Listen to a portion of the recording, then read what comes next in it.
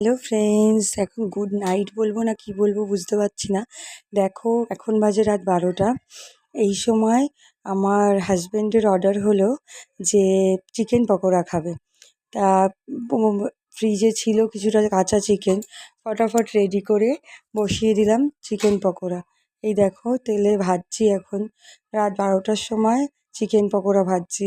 কি আজব পাবলিক বলো আমরা, বাট কিছু করার নেই। আমাদের প্রথম কথা, আমরা একটু রাতেই খাই, রাতেই ঘুমাই, আর বড়মশাইয়ের তো আরোই রাত হয়, তাই রাত্রিবেলা হলেও কিছু করার নেই। আমি ভাজা বসিয়ে দিলাম, মেয়েরা ঘুমিয়ে পড়েছিল, মেয়েরা ঘুমাচ্ছিল, আর আমি ওদিকে চিকেন পকোড়া রেডি করে নিলাম। রেডি করে দেখো কি সুন্দর লাল লাল ভাজা হয়েছে।